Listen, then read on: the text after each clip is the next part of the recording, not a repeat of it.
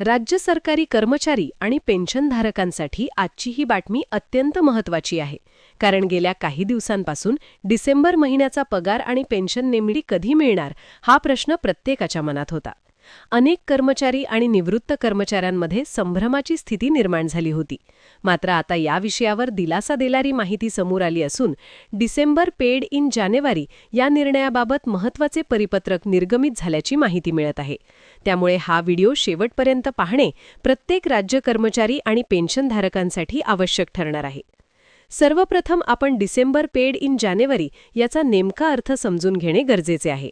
साधारणपणे एखाद्या महिन्याचा पगार किंवा पेन्शन त्या महिन्याच्या शेवटी किंवा पुढील महिन्याच्या सुरुवातीला जमा केली जाते.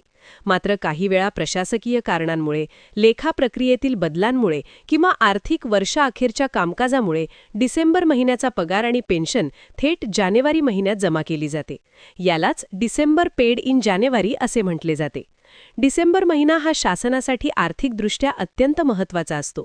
वर्षाअखेरचे खर्च, अनुदानांचे समायोजन, नवीन आर्थिक वर्षाची तयारी, लेखापरीक्षण अशा अनेक प्रक्रिया याच काळात सुरू असतात. त्यामुळे काही वेळा पगार व पेन्शन वितरणाच्या तारखांमध्ये बदल करावा लागतो. हा बदल कोणताही लाभ कापण्यासाठी नसून केवळ प्रशासकीय सोयीसाठी केला जातो हे समजून घेणे महत्त्वाचे आहे. यावर्षी हा मुद्दा विशेष चर्चेत राहण्याचे कारण म्हणजे वाढती महागाई आणि नवीन वर्षाच्या सुरुवातीचे आर्थिक नियोजन. जानेवारी महिना हा अनेकांसाठी खर्चिक असतो.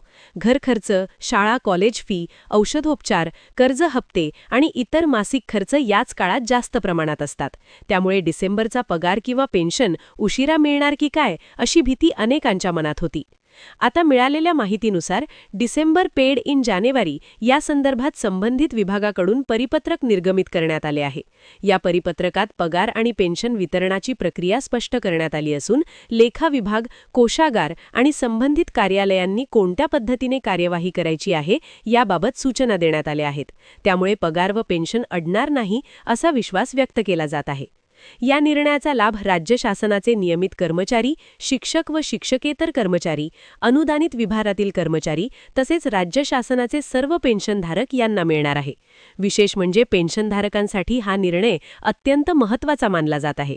कारण अनेक निवृत्त कर्मचाऱ्यांचे संपूर्ण कुटुंबाचे आर्थिक गणित हे फक्त पेन्शनवर अवलंबून असते. पेन्शनधारकांसाठी दर महिन्याची पेन्शन वेळेवर मिळणे अत्यंत आवश्यक असते.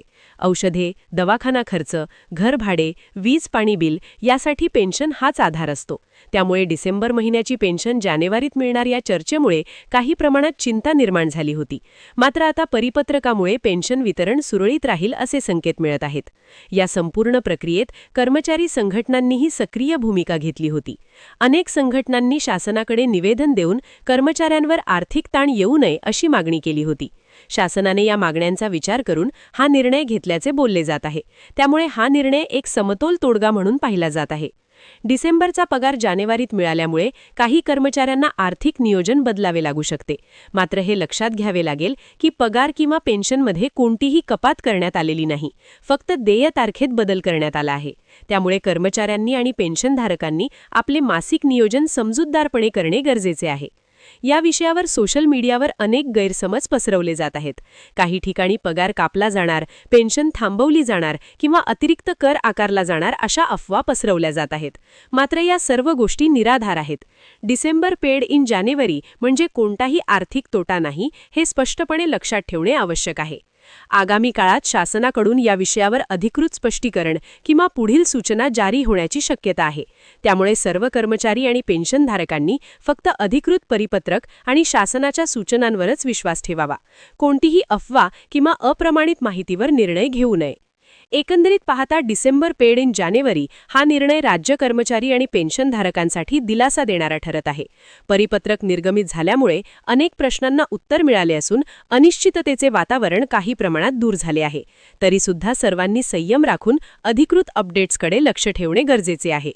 जर तुम्ही राज्य कर्मचारी किंवा पेन्शनधारक असाल तर ही माहिती तुमच्या सहकाऱ्यांपर्यंत आणि कुटुंबियांपर्यंत नक्की पोहोचवा. तुमच्या मनात काही शंका असतील तर त्या कमेंटमध्ये नक्की विचारा. अशाच महत्त्वाच्या, ताजा आणि विश्वसनीय अपडेट्ससाठी चॅनलला सबस्क्राईब करायला विसरू नका.